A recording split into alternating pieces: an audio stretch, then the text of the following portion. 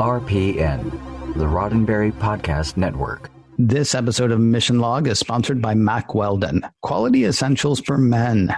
Take 20% off your first order at mackweldon.com when you enter the promo code MissionLog at checkout.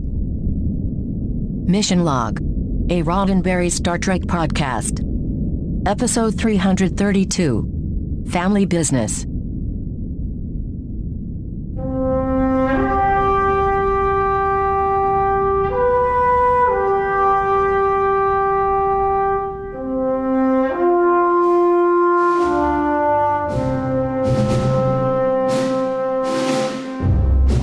Welcome into Mission Log, a Roddenberry Star Trek podcast. I'm John Champion. And I'm Ken Ray. On Mission Log, we watch an episode of Star Trek, taking it apart for ideas and ideals, and seeing whether the whole thing holds up today. This week, Family Business, the one where Quark and Rom face the Ferengi Commerce Authority and their mom. I've got trivia coming up in a bit, but first, I'm going to let you know how to get in touch with us. Mission Log Pod is the address to find us on Facebook, Skype, and Twitter. If you'd like to leave us a voicemail, we would love to hear your voice. 323-522-5641 is the phone number to call, 323-522-5641. Our email address is missionlog@roddenberry.com. Our show website, including discovered documents, is at missionlogpodcast.com. And please do remember, we may use your comments on an upcoming episode of Mission Log. I've already forgotten the name of it, John. We talked a couple of weeks ago about John Candy's character from SCTV. Oh, Dr. Tongue. Dr. Tongue. I was off the top of my head, I said Dr. Finger, yeah, which sounded great because all I was thinking was the 3D thing and he goes toward the camera and all that. Yeah. Somebody, of course, wrote in, no, it's Dr. Tongue, of course. People may be wondering why I would bring that up 2 weeks later. Here's my suggestion. Listen to trivia and find out. Good call. Trivia for today's episode, Family Business. It was written by Ira Stephen Bear and Robert Hewitt Wolf. Of course, they both get the teleplay and story credit here. Now, both Ira and Robert have had a strong hand in driving DS9 at this point. Their desire was to do something more serious with the Ferengi, and I love this. Ira even called it the Ferengi version of Long Day's Journey into Night. The episode is directed by René Auberjonois. Now, way back when we covered Profit Motive, we mentioned that René didn't exactly fall in love with directing the way he did with acting.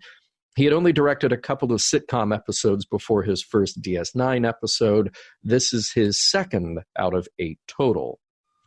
Hey, we have a new runabout, this one named Rubicon. Funny. Remember how we just discussed in The Die is Cast, how Julius Caesar said those famous words, allegedly. In Latin, of course, alea iacte est, when crossing the Rubicon. Well, here it comes full circle. This, though, is a lot less sinister. They're just replacing a runabout, not going into battle. This time. Hey, did you notice the shout-out to Cestus III? Well, almost 100 years ago in Trek history, Kirk fought a Gorn there. I guess the Metrons moved on, the Gorn gave up, and now you've got a handful of humans playing baseball. Oh, and did you notice the name of one of those teams? Yeah, the Comets, but they also had the Pike City Pioneers. So just going to assume that's a shout-out to the once and former captain, Captain Pike. And in this episode, we have our first trip to Ferenginar. So nice to see a new matte painting there with a lot of water. Were you surprised that it was raining as much as it was on Ferenginar? See, I thought it was just a thing they would do once or twice, but it rained the whole time. Yeah. Like, all the time. That was an interesting choice, but I guess it, maybe reinforced the mood there. There was something serious going on. Let's talk about the guest star as well. We have the Secretary of the Ferengi Commerce Authority, played by Mel Green. Only a small handful of on-screen credits for Mel, but he did appear in an episode of The Wonder Years. His last professional on-screen credit is 1998's Music from Another Room. Hey, in this episode, we finally meet Cassidy Yates, and she is played by Penny Johnson, or you may know her as Penny Johnson-Gerald. She's just credited as Johnson here. Penny has got a lot of TV under her belt. What started out with guest roles led very quickly to recurring and series regular gigs. You've seen her on The Larry Sanders Show, 24, ER, Castle, and most recently, you can catch her on The Orville. And Jeffrey Combs was Brunt? Well, yes, Jeffrey Combs was Brunt. And again, he just so seamlessly jumps into a role. Didn't even think about it until I looked it up. We've mentioned Jeff before and how he has a long run of playing different aliens on Trek. Ken, if you still haven't seen Reanimator, check that out sometime. Doesn't play an alien in that one. Plays a guy, plays a human. And finally, Quark and Rom's mother, Ishka, better known as Moogie, is played by Andrea Martin. Now, sure, you may know Andrea from the My Big Fat Greek Wedding movies. You may know her as a voice talent on a huge number of animated shows. You may even know that she is a multiple Tony Award-winning actor for performances on Broadway.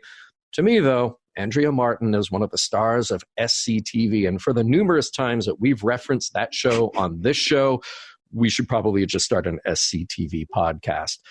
Unfortunately, the makeup didn't agree with Andrea, and this is the only time she will appear in Star Trek. We'll always have Moogie, though. I want to do the recap this week. Quark and Rom go home to see Mom. There, I think we are done.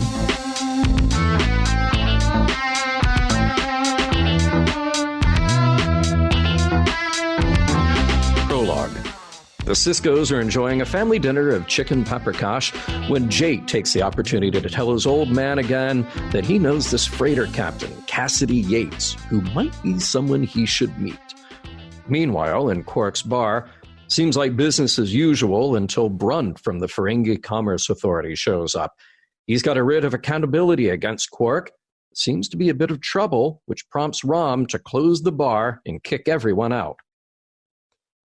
Act 1.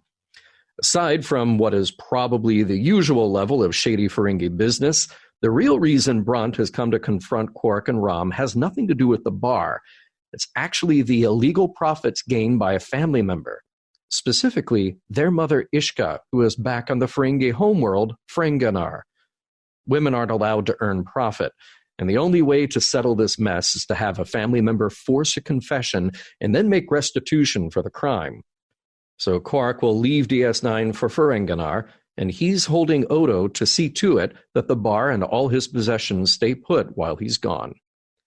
In Ops, Commander Sisko is made aware that a new runabout to replace the Mekong is almost completed. He'd like it to be named Rubicon, and on his way up to his office, he stopped by Dax. She'd like to know if he has met a certain freighter captain yet, one Cassidy Yates. He says no, but what does Dax make of her? She says if she was still Curzon, she would have stolen her by now. As Quark prepares to leave DS9, Rom inserts himself into the situation. He says he's coming along, even though Quark doesn't want him there. Quark says he hates it that Rom always takes their mother's side in things, but all right, just stay out of his way. Act 2. On Ferenginar at Quark's home, Brunt tells him what has to happen. He's got 3 days to get a confession out of his mother. If that doesn't happen, she'll go into indentured servitude, and he'll have to pay restitution equal to the value of her crimes. Then in walks Moogie, Ishka, being brazen enough to tell Brunt that he'll get no confession out of her. To make matters more uncomfortable, she's breaking another Ferengi taboo by wearing clothes. Rom is happy to see his mom, even if he's uncomfortable by her dressed state. Brunt takes off. Quark puts his foot down. He expects her to put her imprint on the confession so that he can get out of there and back to his bar. She says again that she won't, and it's up to Quark and Rom to either stay or go, but she's not budging on this.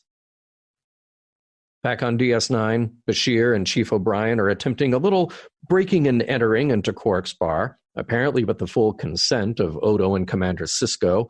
You see, they want their lucky dartboard back so badly, and Quark's is closed while the owner is away.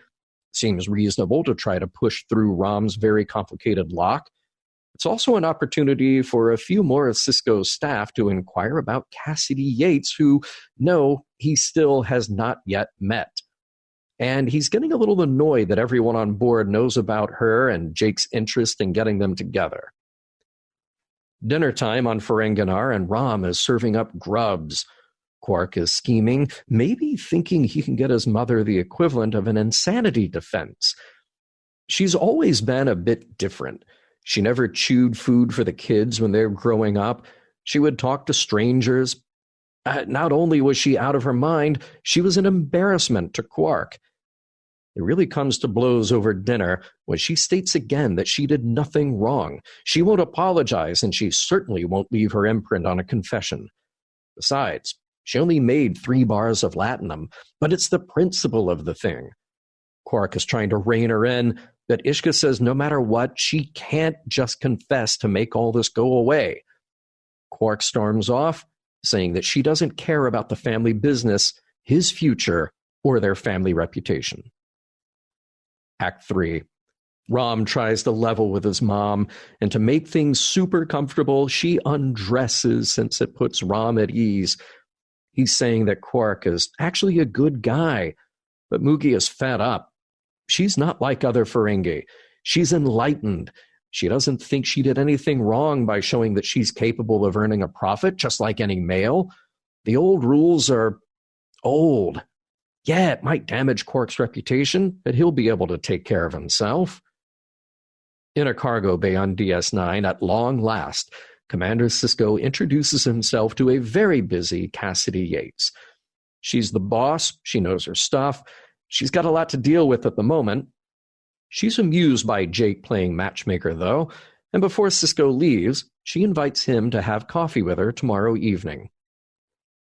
Early morning on Ferenginar, and Quark has been digging away at Moogie's financial records.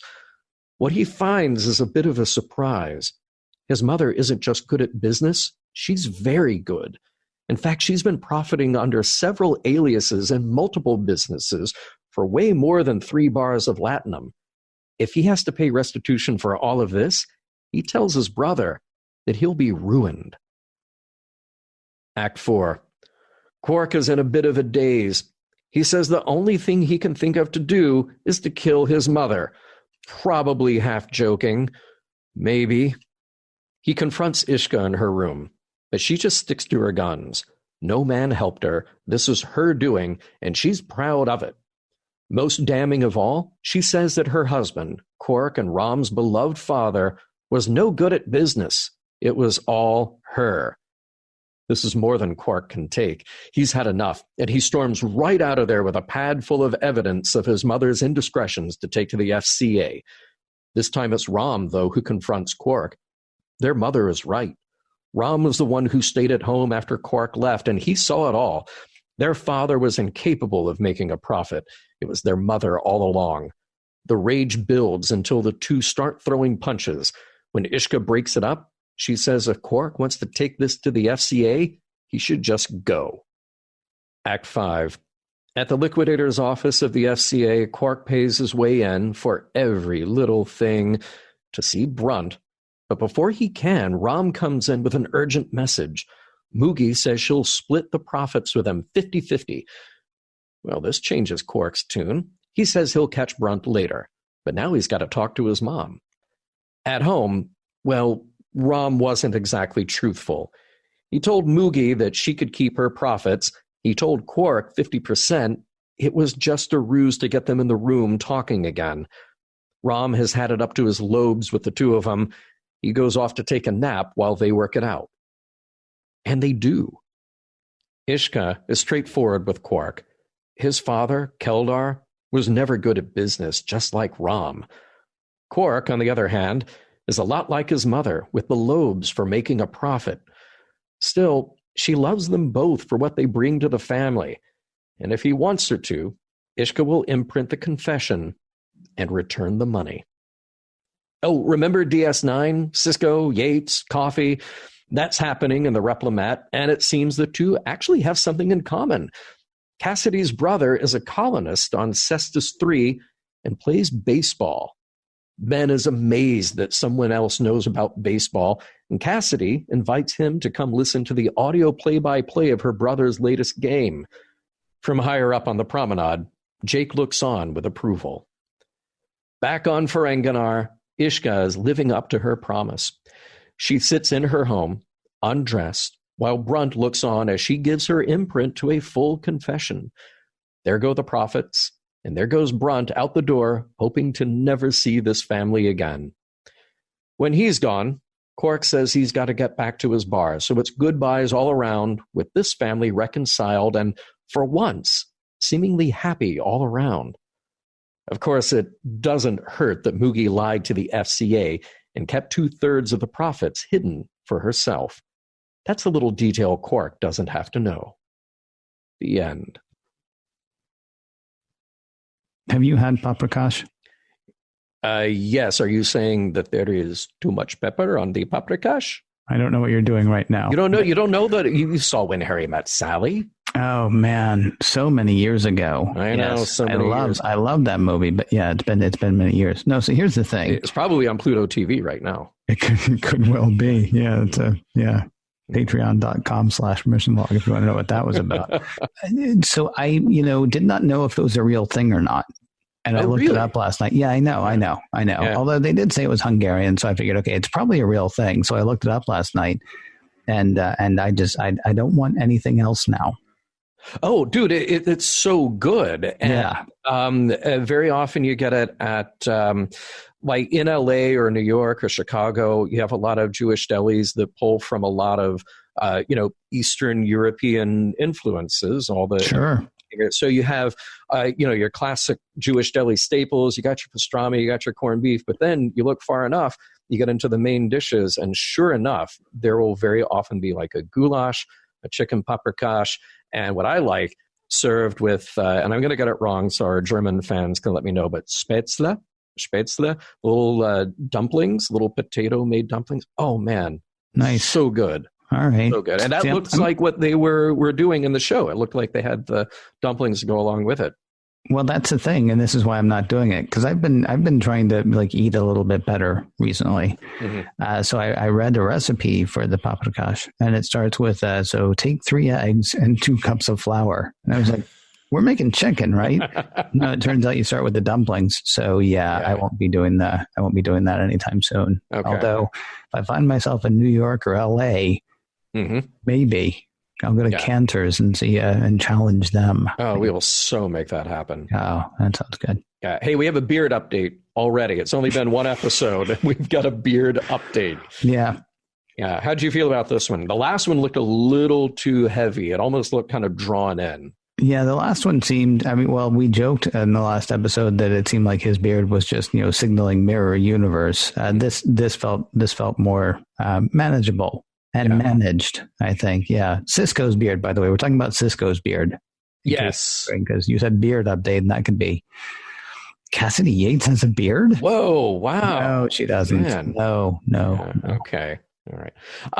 So obviously it was a good running bit. You had Quark having to bribe Brunt with a little strip of latinum for every single little piece of information, even though it's not secret information. Like, it's hilarious to me. They treat everything as a bribe.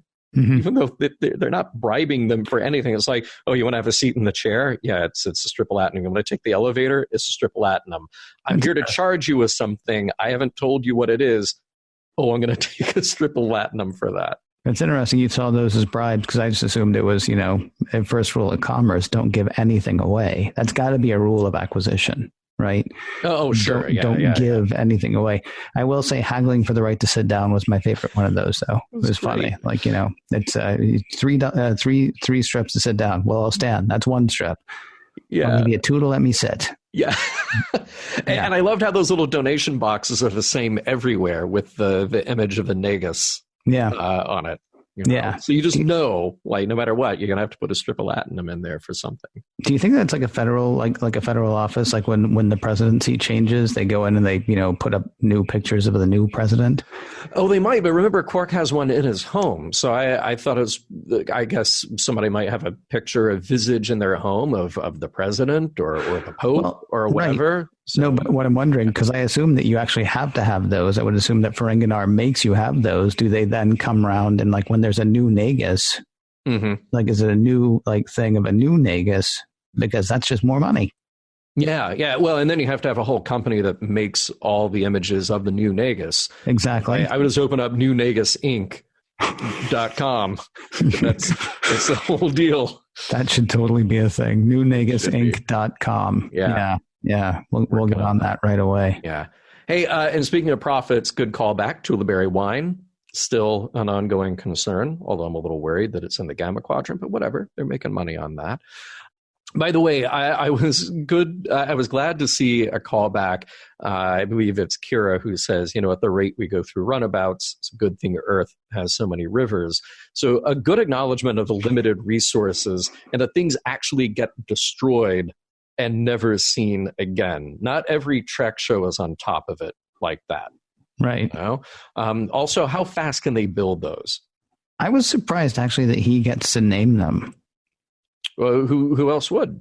Well, when he got there, did all the runabouts have other names? Like, were they named after cartoon characters? And then he was like, "Well, I can't do that." Yeah, so I'm taking the Woody Woodpecker out to right. You're not. You're taking the Orinoco because I just can't. I can't possibly. I'm taking the Charlie Brown down to the surface. No, you're not. You're taking the Big Sandy. A question for you. Dax has a line. She said, if I was still Curzon, I would have stolen her from you by now, referring to Cassidy Yates. Well, look, she's still partly Curzon. What's stopping her? Yeah. Just. Well, I mean, do you think he actually would have, though, when he was?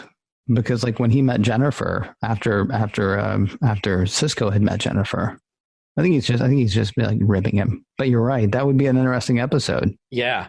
Like, see Jensea wooing Cassidy Yates for a whole episode. Yeah. See, here's the thing, though. Like, Curzon, just for the purposes of the show, Curzon is the fallback, the default for any just bizarre behavior you want to reference. You want to, like, if you want to create a thing in Sisko's past, just say, like, Curzon got him to do it.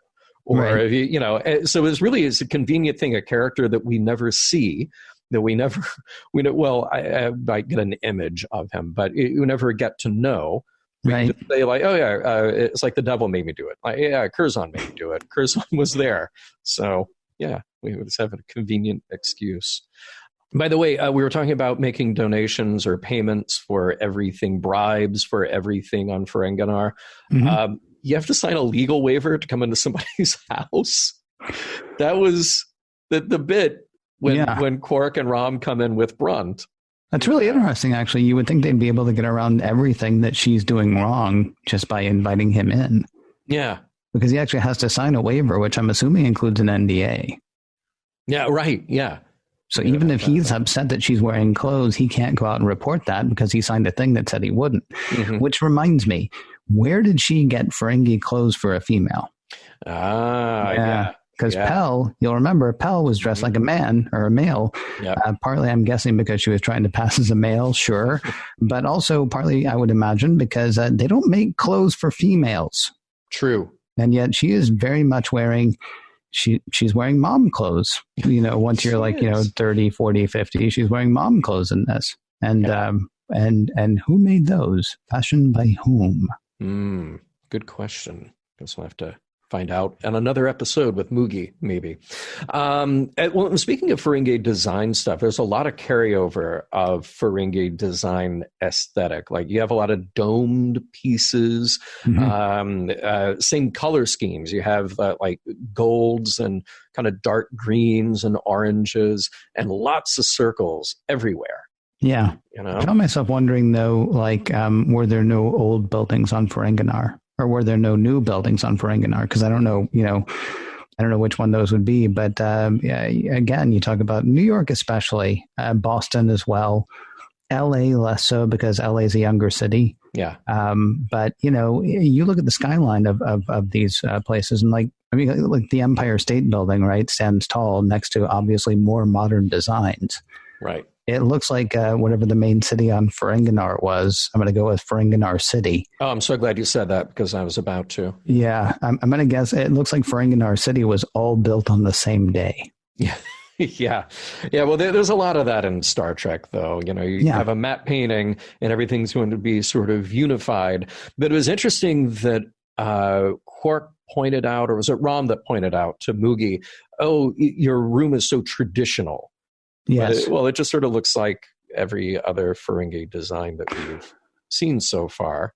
Well, a lot less stuff in it. She's a widow. There wouldn't be many things. I mean, I assume that was actually referencing the thing that they said at the beginning when they walked in and Rom was like, "Oh, Moogie's been acquiring lots of stuff."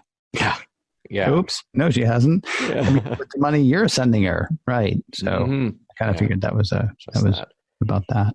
I liked how Rom has the latinum tooth sharpener, but Quark has a cheap wooden chew stick. And I in my head, I'm picturing like a toddler-sized Quark, big lobes and all, just like gnawing on a little wooden chew stick, just whatever that looks like.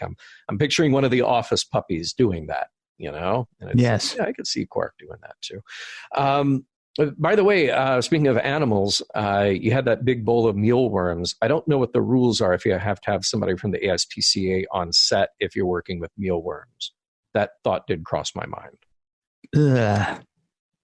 Sorry. No, the reason I said is because I was thinking, well, no, you can buy them and eat them if you want to. Yeah. And that's why I got stuck on the but then I was thinking, well, you can also buy a cow and eat it if you want to. But I think if you had a cow in front of the camera, you would need the SPCA there. Right. So I don't know. That'd be something, wouldn't it? Yeah. We should get somebody from the SPCA on the phone because I'm curious now. And hey, maybe we get somebody from the cast on the phone and find out if they just ate those after they were done with the scene. Because, you got live food on set. Be ashamed to let that go to waste. Let's go back to DS9 for a minute. Everybody is cool with breaking and entering. I mean, it is Quark's bar, and they all kind of definitely make Quark feel like a second-class citizen. And I guess you can assume that DS9 is private-ish property to some extent. It's like he's a leaseholder there on somebody else's station, but still, they did put that big lock on there. That may have been the best scene in the whole thing. I'm sorry. I'm thinking about the direction, what you were talking about earlier about Rene Auberjonois not, necessarily taking to direction. That scene to me, I'm really liking the relationship between O'Brien and Bashir. I mean, they spent so much time, what's what I'm looking for, telegraphing that. And now it just feels like a thing that's happening. I mean, they feel there was something almost classic film about, this caper that they're trying to pull, breaking into the bar, literally under the watchful eye of the local cop. It felt Bowery Boys. It felt Laurel and Hardy. Yeah, it's a good scene. It's a good bit. They're still breaking into the guy's bar. Yeah, with the constable right there. That's right, but with the constable right there. I mean, you're absolutely right. I mean, as far as should they be doing this? No, they should not be doing it as character stuff, which I think is largely what this episode is. Then it was funny. Yeah, it was funny. It was a good bit. Also on DS9 in the cargo bay, did you see all the logos on all of the boxes? Because Cassidy Yates has a logo of her own. Mm-hmm. I don't know what it's for, but it is her name and some stuff on there. But it's a great big label, and it looks like under her name it says Interstellar Freight. Mm-hmm. So she's a brand. Yes. Oh, yeah. Dude, we actually we have that up in the Nexus and Sensor. You're kidding me. How did I miss that? Years from now, I don't know how long we'll have the Nexus and Sensor. I don't know how long it'll be there. But as we record this, remember we had that listener who was like, I have every logo that has ever been on screen, and we lined the whole wall with that. Yeah. Yes, I've seen Cassidy Yates' logo in there. That's so funny. I mean, you'll have to forgive me. There are only 390 other logos. Oh no, I know it's an amazing bit of work that the gentleman did, and I can't think of his name off the top of my head. But yes, and he's got a whole project. So. Yay! Yeah, I'll try to find that information and make it known. Yeah. But yeah, so I've seen her logo, and funny enough, so have you. Yes, at some point I have. Yeah. Speaking of Cassidy, when she just throws out that invitation to Cisco, she says, "Hey, you want to have coffee tomorrow evening?" Sure, and then he just walks away. So when you invite someone for coffee on DS9, do you just automatically mean the Replimad or in your quarters or at that Klingon place? We haven't seen that guy in a while. I mean, because literally you can get coffee anywhere. You can be walking down a corridor. There's a replicator and just go yeah, I'll take coffee. Yeah, it would have been that would have been funny if, like, she was sitting one place waiting for coffee, he was sitting another place waiting for coffee, and that's how the date went. I mean, it wouldn't have been funny. It would have been sad, but it could have happened. I'll tell you the thing I was thinking about Cassidy. I was thinking every time I watched the episode that she was saying that New Orleans sounded like a great place to throw up. I thought, well, that's not nice. You're talking about the man's home, for crying out loud. It's a whole city. I mean, yes, Mardi Gras, things can happen. Maybe she's been on Bourbon Street. Yeah. You're right. I mean, there are a couple of times where New Orleans is, I guess, as good a place as any to throw up. But come on, Cassidy, you're talking about the man's home. I know, right? Oh, God. What was that line that Rom has when he's confronting Quark? It's like he couldn't hold on to latinum if it was sewn into his clothes. If you sewed it into his pants. Yes. He couldn't hold on to latinum if you sewed it into his pants. Love that line. Yeah. I wonder where he heard that. It sounds like a line he might have heard. It does. A time or two. It does.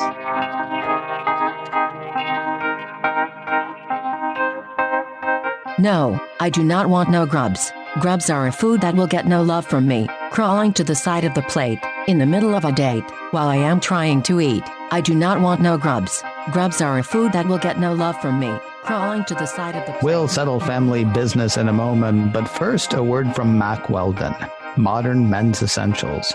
I got a decent amount of Mack Weldon clothing at this point, John. Today, in fact, and people watching the video, and I know we don't usually talk about that, but I donned this today. Today I am wearing my Mack Weldon Intrepid long sleeve polo.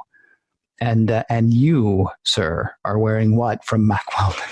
So I got to say, that polo looks really good. And I'm not just saying that. It's cool. As soon as I saw you, I was like, I need one of those too. What I'm wearing, I will not be showing on video, but I will tell you that I'm a big fan of Mack Weldon's socks and their underwear. They are really well made. They're very comfortable. And I absolutely love the fact that they have the silver stitched into them, so they're antimicrobial as well. They're truly, I'm a convert. They're truly the best underwear and socks I have owned. Yeah, we talked about them several months ago, and it's wonderful to have them back as a sponsor. And we did get an email from a person or two who was like, well, why are you talking about your underwear? Well, here's the thing. If we don't talk to you about our underwear, who will? Yeah. I have a hoodie from Mack Weldon that I love. I have the Intrepid long sleeve polo that I love, and a few pairs of their underwear that I love as well. The fit, the comfort, the design. The hoodie is my go-to hoodie, whether I'm going to the grocery store or, hanging out around the house. What I love about the Intrepid long sleeve polo, and you think, well, it's a polo shirt and it's long sleeves, and I can get those, anywhere. For varying prices and designs. One of the things I love about it is the cuff. The cuff actually has a button on it. Yeah. And you think, well, why do I want that? And the answer is, remember the polo shirt that you had, and then you kept pulling the sleeve up, right? And then it lost all of its elasticity. That's what you want this for. I mean, it's just, and the design and the fit and all that stuff as well. And the underwear, well, the one thing I would say about that is if you're like, most guys, and you feel like me, there's underwear that you really like, and then there's underwear that you just have, right? And this is underwear that you will enjoy wearing. I think anyway. I know I enjoy wearing my Mack Weldons. I mean, they feel different. They feel better. I'm a fan. I'm enjoying my Mack Weldon underwear right now. And Ken, unlike you, who can just show your polo off to everybody, I'm not saying I'll show it to everybody, but, you catch me in the right situation. Vegas, baby. Vegas, yeah, sometimes not even. Mack Weldon aims to make the most comfortable underwear, socks, shirts, undershirts, hoodies, and sweatpants, and more that you will ever wear. And I'm telling you right now, they are succeeding in this very moment. For 20% off your first order, visit MackWeldon.com and enter the promo code MissionLog at checkout. That's Mack Weldon, MackWeldon, MackWeldon.com. I would be willing to bet that Mack Weldon is better than whatever you're wearing right now, unless, of course, you're already wearing Mack Weldon. If you're not, may I suggest you try them, and you can try them risk-free. If you don't like your first pair of underwear from Mack Weldon, you can keep it, and Mack Weldon will send you a refund, no questions asked. So for 20% off your first order, visit macweldon.com and enter the promo code MissionLog at checkout. And a big thanks to Mack Weldon for sponsoring this week's show. So the FCA thing is kind of odd to me. How is that? I mean, they're like the IRS of Ferenginar. Right. Yeah. And you could argue that the U.S. is built on greed, but we would like to not argue that. We would like to present an idea that we're not, built on that. And so when the IRS catches you, you expect, that the IRS is going to come after you for that, right? Mm-hmm. Ferengi culture, on the other hand, is built on greed, and they're proud of it, right? They seem to sort of prize getting it over on the other guy. Mm-hmm. And so it almost feels to me like the Ferengi Commerce Authority would applaud hiding Latinum from them. Although I guess you could argue that they do applaud that, but if they find it, then you're busted, and they can't applaud that, right? And it's just weird to me. But then the thing that seemed most weird to me, I mean, they're really just extortionists, and this is where they're different, I think, than the IRS and other reputable tax authorities, because in the end they'll keep her confession secret, right? Yes. That seems more like something a Ferengi bureaucracy would do, but it's not going to help their society at all. I mean, the whole thing was sort of like, it was jokes upon jokes upon jokes, I guess, because there were parts of it that were very Cardassian, honestly. They're like, listen, we know she's guilty. We don't know how she's guilty, but we know she's guilty. And so we are going to need a confession, because that's got to happen, because, that's what keeps the wheels from coming off the bus here. And so then, they get the stuff, they get the confession, and he's like, this will be good for the Ferengi. And then Quark's like, or you could have these 3 bars of latinum, because that's what they think that she got, right? And so he gives him the 3 bars of latinum.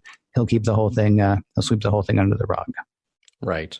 Yeah. Well, see, I don't know that I fully agree, because it seemed like, yes, everything is built on getting one over on the other guy. Mm-hmm. And it has to do with money, but it also has to do with power. So if you happen to be the people who work for the FCA, well, mm-hmm. you're in it for yourself as well. I mean, at a certain point, it seems like the sexism sort of outweighs whatever celebration we might make about Ferengi earning illegal profit. And maybe there are ways within Ferengi society, even for the men, to earn an illegal profit. There are ways in every society to earn an illegal profit, John. Well, of course. But it seems like in Ferengi, they've sort of codified even every potential illegal thing that it's sort of like Klingons and honor. You can just say that a thing is honorable, even if it's terrible, but you slap the label honor on it. So we're going to say it's okay. With Ferengi, it's like you do a terrible thing, but you slap the label profit on it. Suddenly it's not so terrible. Suddenly it becomes perfectly acceptable for them to do. So I can get where an organization like the FCA would do their thing, because ultimately it's just another way for Ferengi to make profit. And if you're a guy like Brun, and you absolutely walk into any situation going, what can I get out of this? Well, if it means busting somebody, even if they made a profit, but especially if they're female, well, I'm going to figure out a way to get whatever I can to help myself along the way. See, what would be hilarious would be to find out that the FCA is actually not part of the Ferengi government. Sort of like the Heritage Foundation or the NRA or something like that, right? It's like, we're a group of private citizens who have decided that a thing should be away. Pay us or we'll shame you. Yep. I mean, it would be kind of funny to find that out, because I didn't see the Grand Negus's. I mean, yes, he was on the little collection box, but as you pointed out, those collection boxes are anywhere. It would be really funny if the FCA is like not affiliated with the Ferengi government. That actually seems like a very Ferengi way to open a business. That actually makes the FCA make much more sense to me if they're just organized crime. Yeah. Oh, yeah. 100%. If they're not, if they're not official in any way, despite their use of the term authority. Well, let's talk about what's going on with Mugi a little bit here, because we learned some things about women in Ferengi society. They can't earn profit or be in business in any way, which is interesting. You know, I think about there are various times in history when even in civilized developed countries that women have been able to work and be a part of business, and other times when they have not been able to work and be a part of business. But it seems like even during those times, there were and are women who have an influence over business because they have an influence over maybe the men who are running those businesses. So I found this to be an interesting thing. To me, it was like, well, of course, Ishka is talking to Keldar. And if Keldar is awful, of course she is influencing what he's doing just to keep the family business running, just to keep them alive. We learned before, but we see here that women can't wear clothes. They're not supposed to wear clothes. That women are not supposed to talk to strangers or apparently any men that they don't know, even if it's a business situation like this with Brunt. And women can't travel either, which I think we hit upon with Pell a little bit. Okay, but so here's the thing. There are all these rules, and of course, the Ferengi live and die by their rules, and they're very much baked into their culture. We hate those rules from our point of view, you know, but they're not our rules, right? You know, the Federation supposedly would look at this and go like, yeah, we don't approve of treating women in these ways. We don't agree treating them like second-class citizens and almost like slaves at a certain point here. So I wonder how much we can reasonably champion Mugi's side of things when she will only make things worse for herself and her family. And here's the thing. I'm asking that because I want to know, can she really change Ferengi society? Because we look at all those rules and go, this is horrible. This is terrible. Is she in a position, though, to actually make a case for changing these things systemically, other than just telling her sons, yeah, these are unfair, and I'm going to do what I want to do anyway? You know, how many women before her, how many Ferengi females have tried and failed before her? How many are trying and potentially failing now or will try and fail in the future? You know, I love that part of their argument here.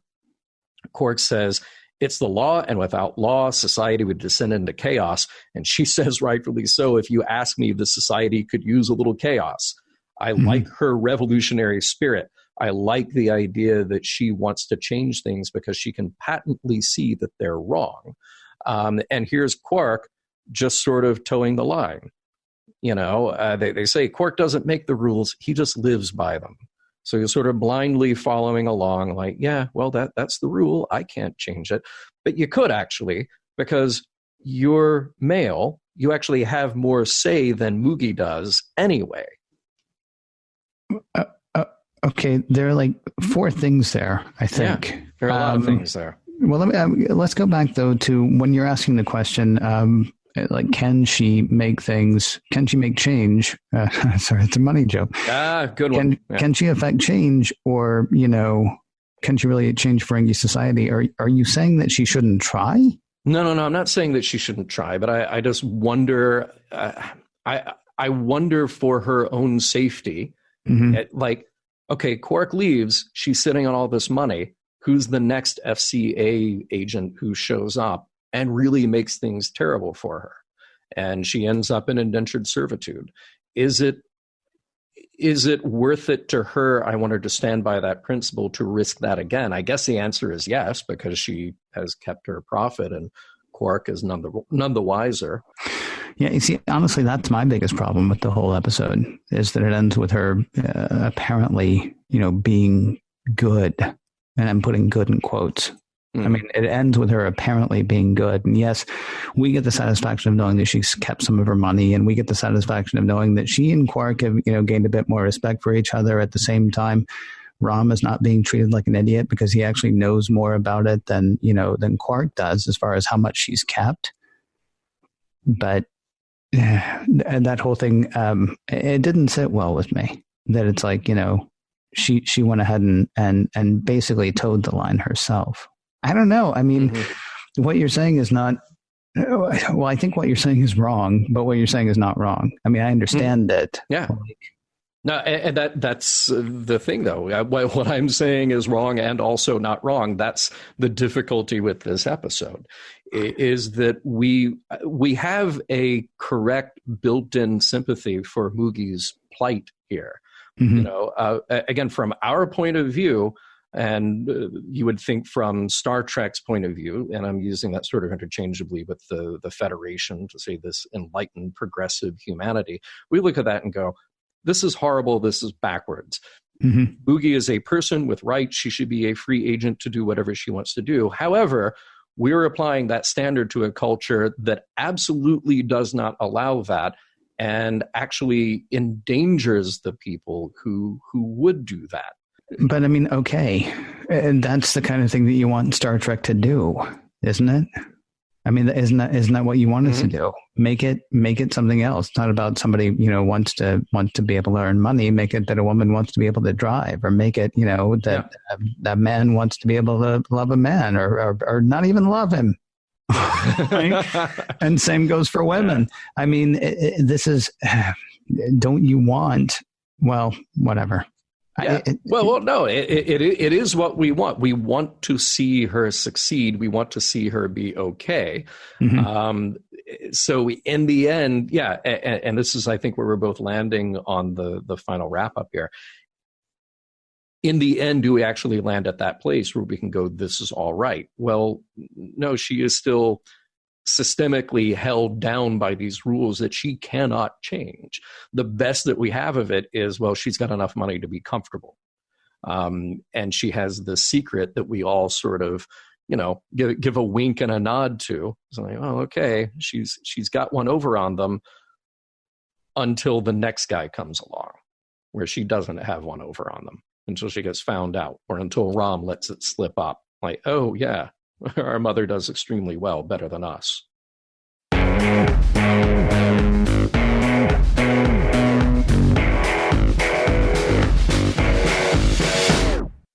With everything pretty much back to the way it started, it is time to see what we can take from family business.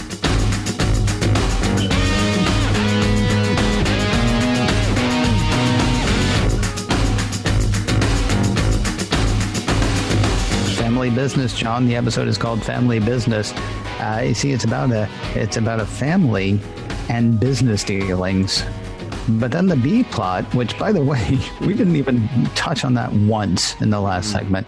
The B plot, of course, has to do with Jake, you know, trying to do something nice for a member of his family, hooking his dad up with somebody who's in business. That one feels like a stretch, but the family business thing with Quark and Ishka and everybody else, I would say that's mostly where the title is. Anything I missed in there? They're both pieces of family business. You know, business with a big B when you're talking about the Ferengi, and little B when you're talking about the family business between Jake and his dad and Cassidy. I found that plot line to be, you know, very simplistic but charming. It's fine. Like that's all we need to get out of it. They need to meet and they need to like each other, and Jake needs to have a big smile on his face. That's cool. Yeah. That's fine. Yeah. It's a very sitcom kind of thing. But it is a very sitcom kind of thing. I kind of feel like this whole episode is a very sitcom kind of thing, but we can get to that in a moment because I want to know what you think of it. This is the part where we talk about the messages, morals, meanings, the ideas, the ideals. We try to figure out whether the episode holds up today.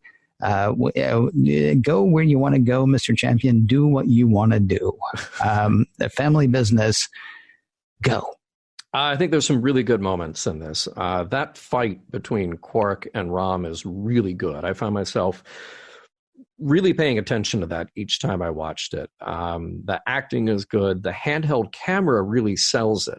That was a good choice on the part of the DP, because normally Star Trek has, you know, some pretty locked down shots, stuff that's either steady on a tripod or on a dolly or a crane. But this, when you introduce the activity of the handheld into their fight, it makes it more energetic. And that is a really serious moment when so much of the Ferengi plot lines have been played out purely as comedy. You and I both like Wally Shawn, but we know that when you bring Wally Shawn in, you've already got a talented comedic actor who is cranking up that comedy to 11 by doing a funny comedy voice. This one, there is definitely a bit of that. And when you have a talented comedic actor like Andrea Martin come in, you're going to get some of that anyway, particularly with that extreme makeup.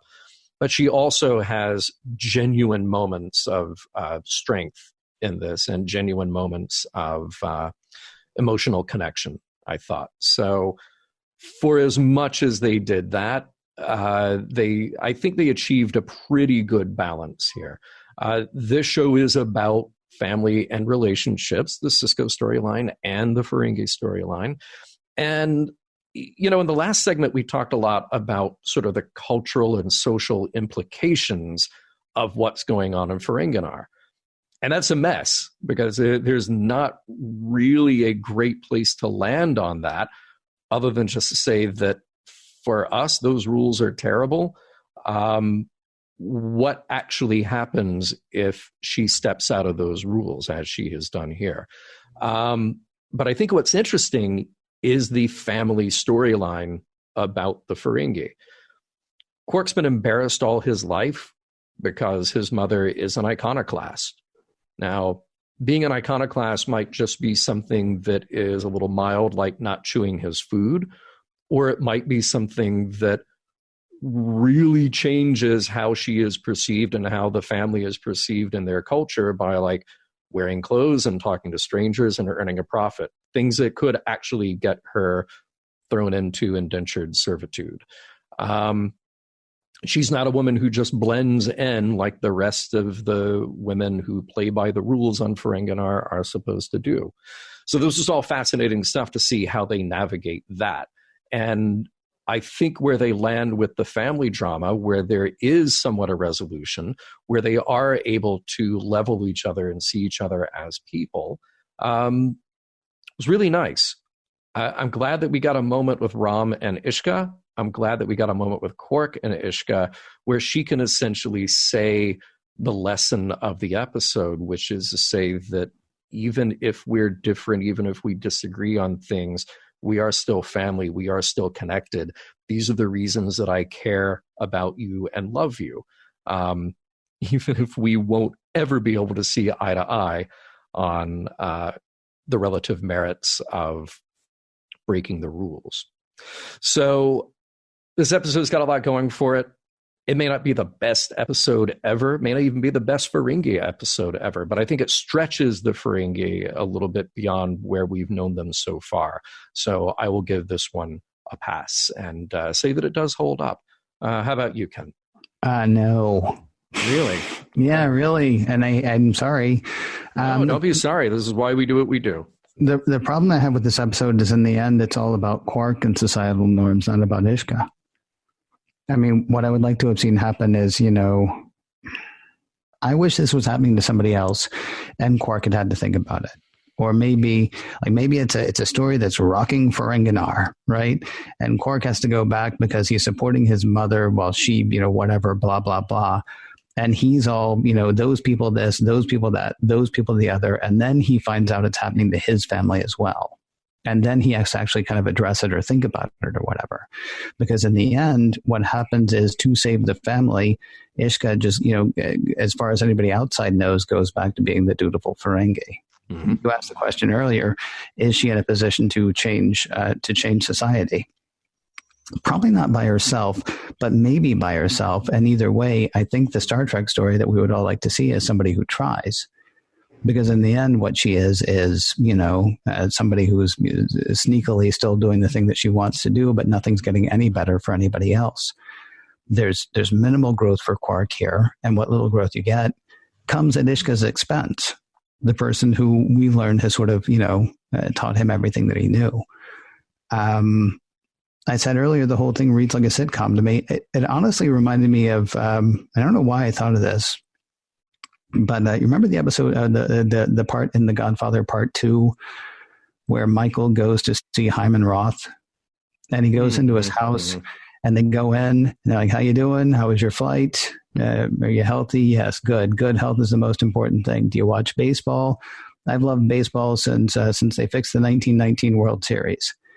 And then they turn down the TV and they lean in close. They turn up the TV so nobody else will hear. And they lean in close and they get to the real business. Yeah.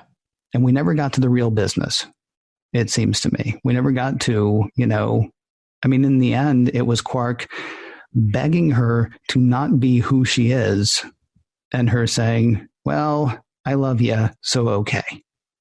But then I'm secretly going to be who I am, but we're not going to really do anything to move anything along here. There was a thing that happened that I did like.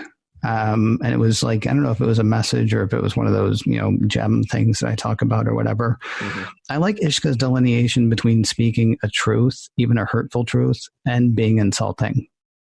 And, I don't know that she toes that line all the way through. There's a sitcom tropishness to this episode. And I think sometimes that she spoke truth in an insulting way to be insulting.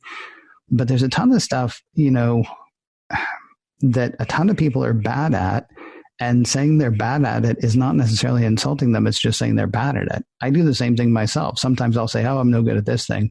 And somebody will say, no, you're great at that. And I'm like, no, I'm not. And it's okay. I'm not talking bad about myself. I realize that this is a strength that I don't have.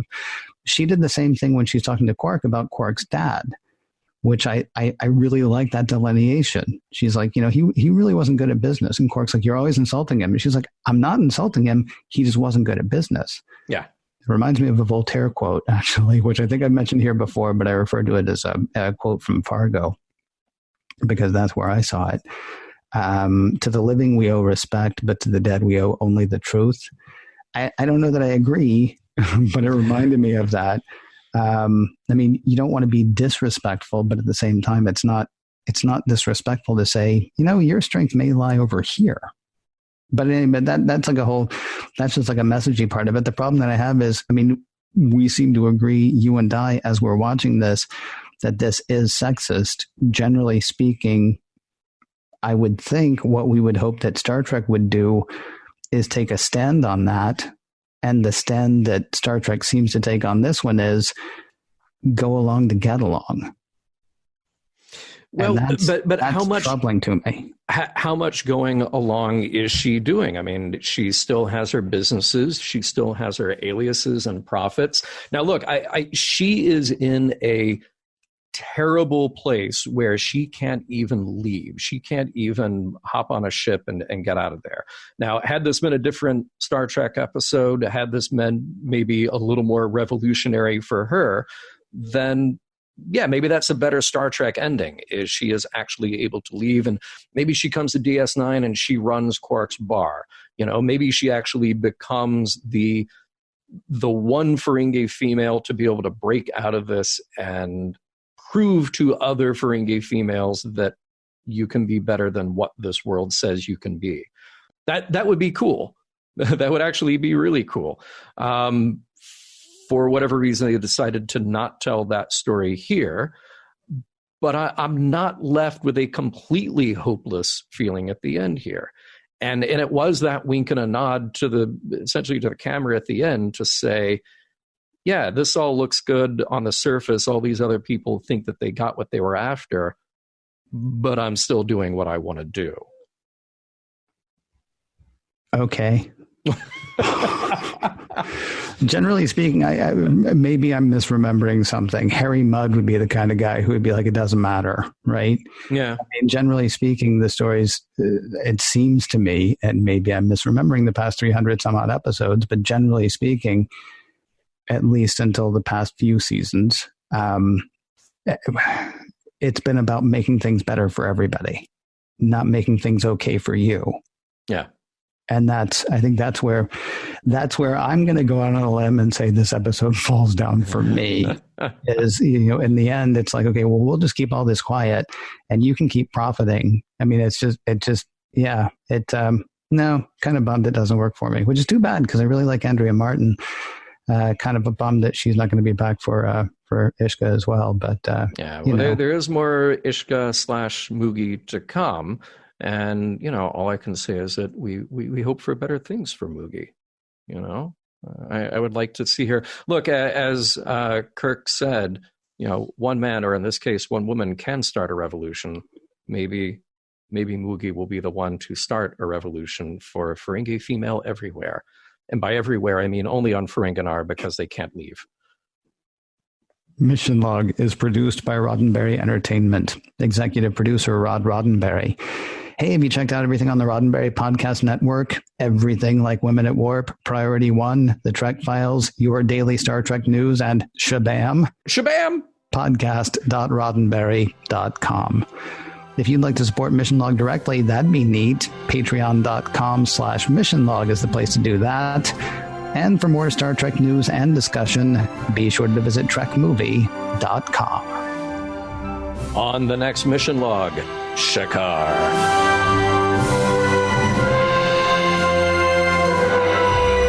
Some of the music for Mission Log provided by Warp 11, online at warp11.com, and from the album Messages by Key Theory, free to download at kitheory.com.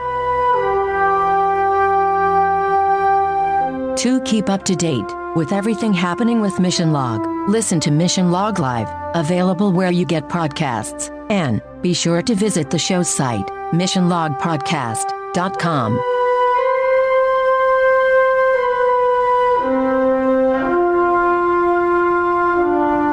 End transmission.